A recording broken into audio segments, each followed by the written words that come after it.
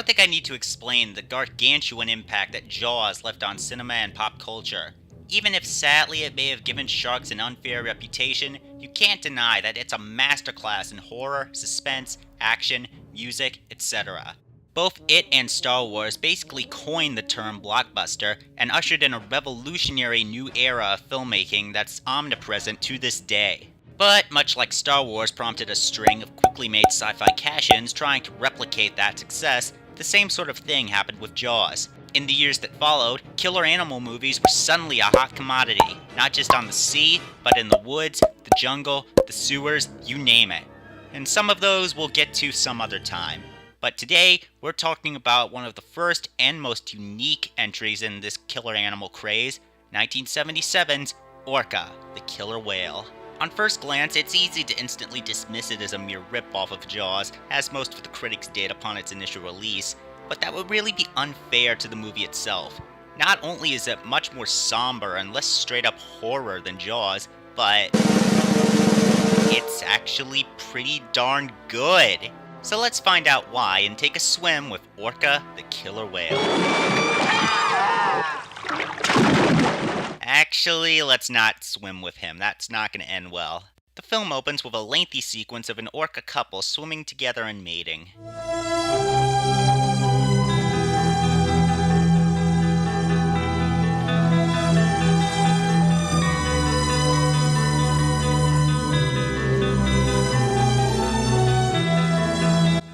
Nature can be so sweet sometimes, you know? One of the first things you'll notice here is the absolutely beautiful score by the legendary Ennio Morricone, who you'll know for his work on spaghetti westerns, Italian giallo horror films, and most recently his Oscar-winning score for Quentin Tarantino's The Hateful Eight. Morricone's score here is one of the biggest things that brings the movie together so well. The slow, calming melodies and lovely female vocals are incredibly successful in giving Orca its somber, haunting tone that makes it stand out.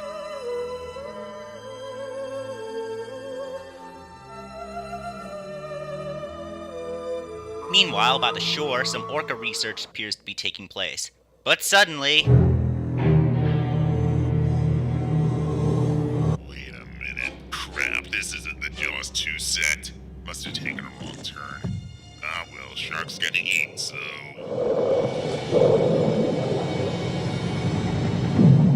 Ah, dang it, they're onto me. Not today, Paramount. Nearby, a fishing boat is sailing about, helmed by Richard Harris, Keenan Wynn, Peter Hooton, and... Bo Derek! Oh no. Keep her and Richard Harris as far away from each other as possible. The last thing we need is an aquatic version of Tarzan the Ape Man. Ah, good. Maybe she'll have better chemistry with Dr. Strange here. Harris plays Captain Nolan, an Irish sailor who catches marine animals to sell to aquariums so he can pay off the mortgage on his boat. They attempt to catch that great white we just saw, but their shot is inadvertently foiled by the divers. Any fella dumb enough to go diving when there's a great white... Hey, I can't blame him. Charlotte Rampling is a pleasant sight. The shark returns, but the other diver accidentally falls in the water, which means feeding time!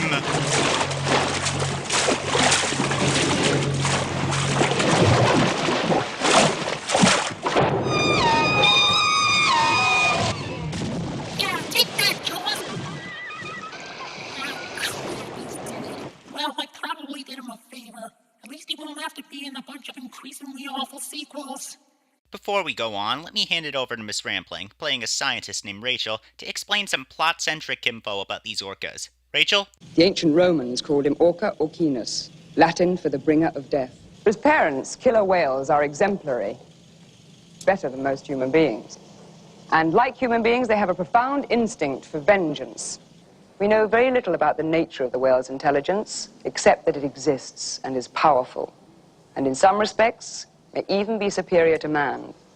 A 4-month-old fetus, incredibly like that of a human baby. It even has 2 hands with 5 fingers on each. Everybody got that? Rachel suspects that Nolan intends to capture the orca and tries to talk him out of it. These animals are too big and too smart, and they're made to be in constant motion. They don't even sleep. It's much crueler than putting a lion in a cage. It's hardly something to screw around with. But of course he doesn't listen. Heck, Bo Derek can't talk him out of it either. Jeez. Killer whales are monogamous. Monogamous. What does that mean? They stick with one mate all their life. Do you realize we could be busting up a happy family? You continue what you're doing. Nolan heads out to take his shot at the bull orca, only to accidentally shoot the female.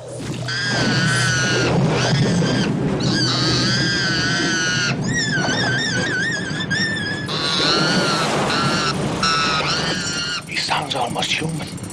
It's not a he, it's a her. How do you know? You can tell by the hook-shaped fin. Wait, you knew that this whole time? Well, why didn't you tell him earlier? That might have saved you a lot of trouble here. The crew hauls the wounded orca aboard when suddenly...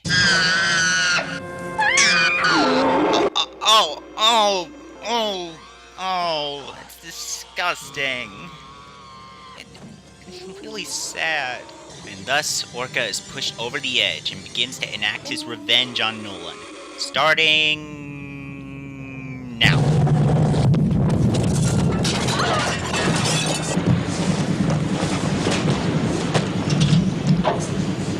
I know you're down there somewhere, Mr. Limpet. But it looks like the female whale is still barely alive.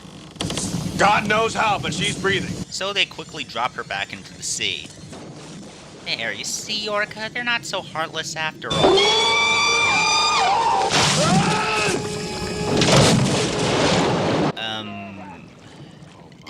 Never mind. The next morning, the family of whales pushes the dead female to shore.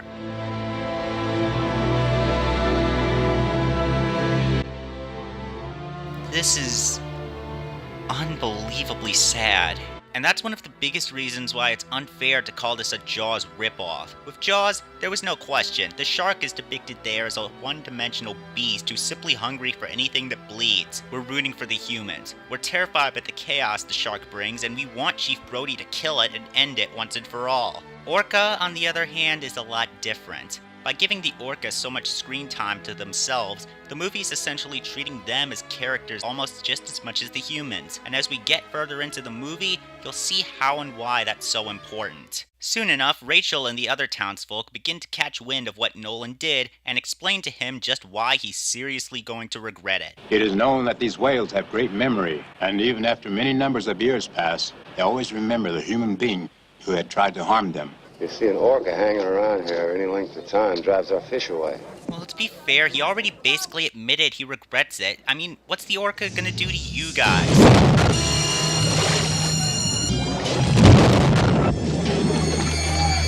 Oh. Right. Yeah, you're probably screwed. But no matter how hard they try, Nolan simply refuses to mess with Orca any further. On the contrary, Orca's not letting up anytime soon.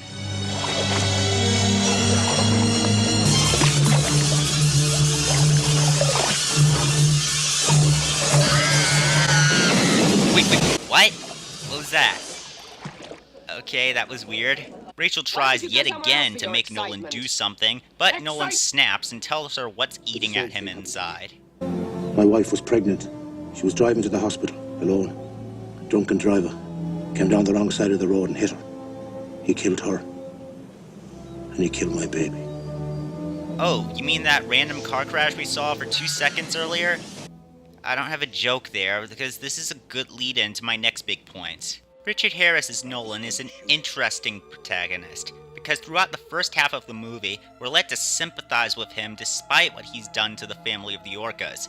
Not to keep banging this drum, but whereas Jaws was a more one-sided conflict of man versus a deadly force of nature, with our sympathies going squarely towards the humans, in Orca, it's a case where we feel for both sides. We'd like there to be justice done for Orca's suffering, but at the same time, since Nolan is written and portrayed as a man who knows he's screwed up and begs forgiveness... If what you say is right, that whales can communicate, well then I thought I'd look at him, right in the eye. And I'd tell him that the killing of his wife and his child was a terrible accident. That I didn't mean it. I didn't mean it. Not to mention, haunted by a personal tragedy that eerily mirrors what he did to Orca, the two opposing forces want something that, so long as one or the other is still alive, neither of them can have. As a result, we're ultimately conflicted as to who we're supposed to be rooting for, Orca or Nolan. It's a sort of moral ambiguity that I think the movie handles pretty well. But really, what else could the Orca do damage to at this point? I mean, sinking a couple of boats is one thing, and of course there's swallowing a guy whole. But surely this can't get much worse than HOLY SHIT!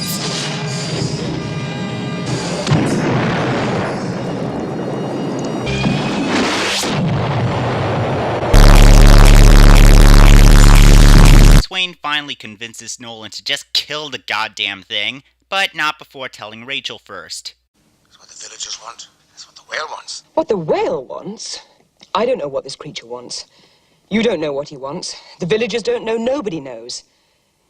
But if he's anything like a human being, whatever he wants isn't necessarily what he should have. If a human being were crazed with grief, would you do anything he wanted? No, you'd try to protect him against himself, wouldn't you? Well, all right, then. All right, then I won't go. But not all is calm so soon.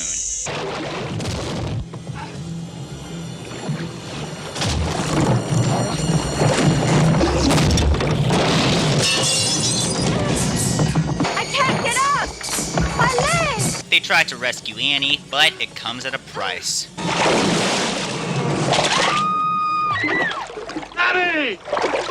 Okay, in Orca's defense, who wouldn't want themselves a piece of Bo Derek?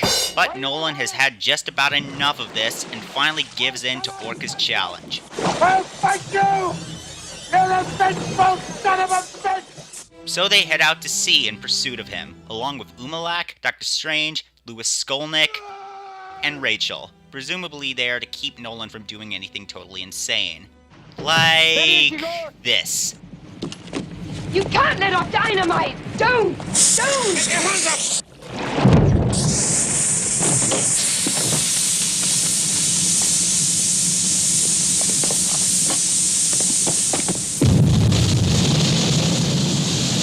But Orca wants to fight on his own terms, so he beckons them to follow him towards the ice. But not before grabbing a quick bite.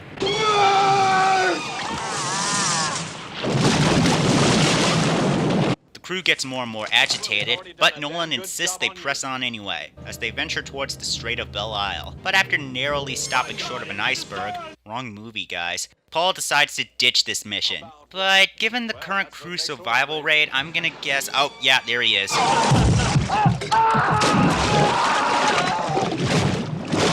Minor complaint, while these kills are unfortunate and shocking, I do think they feel kinda lacking. I get that they're meant to up the intensity as the crew dwindles and they feel more and more trapped up against Orca, but I think maybe these secondary characters could have been developed a little bit more. I mean, their sudden deaths as is feel like they're on a schedule. Every 10 minutes, someone's gotta get eaten.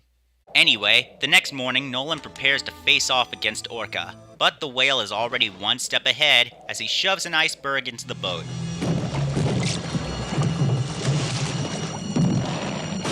I'd make a joke here, but they're not in Soviet Russia, so... Unfortunately, Umalak walks out at exactly the wrong time.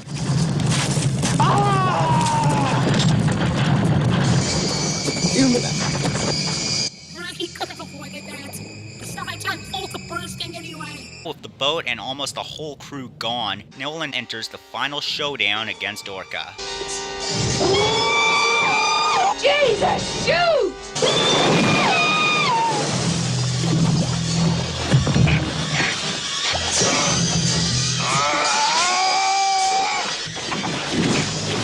But alas, Nolan is no match for Orca.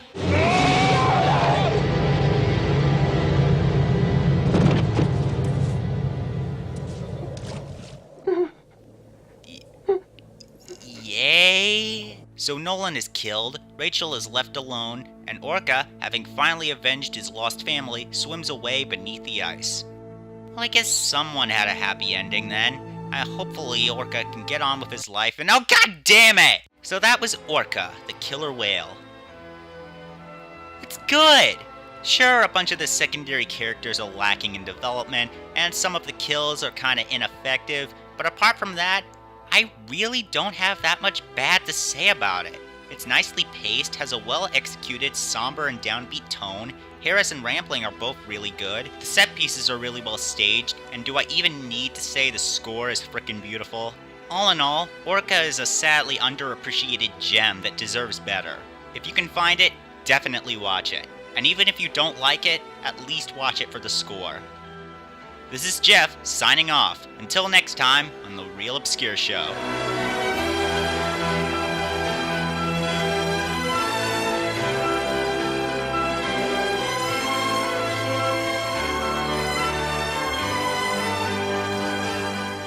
Crap, I forgot to make a Free Willy joke.